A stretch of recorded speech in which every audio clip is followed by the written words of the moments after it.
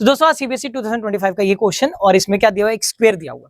Coordinate geometry का question है। सबसे पहला पॉइंट उसने पॉइंट ऑफ पी पूछा है, क्या होगा, ये एक स्क्वायर दिया हुआ है, ठीक है।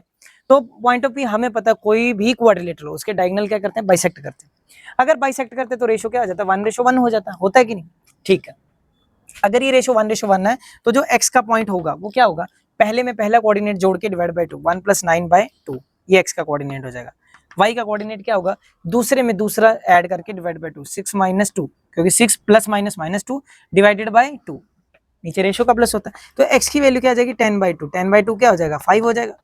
y की वैल्यू क्या आ जाएगी, 4/2, मतलब क्या आ जाएगी, 2 हो जाएगी। तो कोऑर्डिनेट इसका क्या आ जाएगा, p का 5,2, कोऑर्डिनेट ऑफ p। तो p के कोऑर्डिनेट तो हमने निकाल दिए।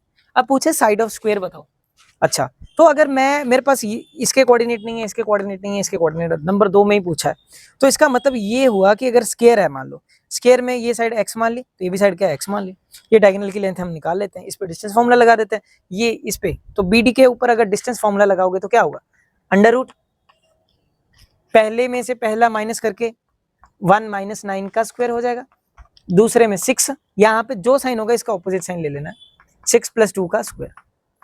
तो ये 1 - 9 क्या होगा, 8 का स्क्वायर, और ये 8 का स्क्वायर। ये तुम्हें किस चीज की याद दिला रहा है, ये ऐसे नहीं लग रहा कि ये हाइपोटेन्यूज होगा और ये बेस रहा होगा और ये परपेंडिकुलर रहा होगा तभी उसका स्क्वायर बना होगा ऐसे, ठीक है ना। तो ये उस हिसाब से 8 होना चाहिए, अगर नहीं पता लग रहा कोई बात नहीं।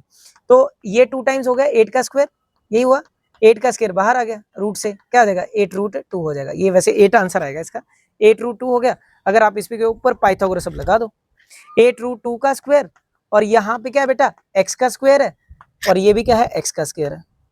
ये कितना हो गया, 2x² हो गया, और 8 का स्क्वायर 64, √2 का 2 हो जाएगा, 2 के साथ 2 कैंसिल, x स्क्वायर है तो यहाँ पे √64, और √64 क्या होता है, 8 होता है। तो ये हो गया हमारे पास। तो x की वैल्यू क्या आ गई आपके पास, 8 आ गई, और बस ये आपकी साइड ऑफ स्क्वायर क्या आ गई, 8 का ये स्क्वायर होगा, और इसकी डायगोनल की लेंथ 8√2 होगी। वैसे भी आपको याद रखना चाहिए 1 √2 होता है, डायगोनल जिसका √2 टाइम्स होता है, ठीक है। नेक्स्ट वीडियो में मिलते हैं, थैंक यू, जय हिंद दोस्तों।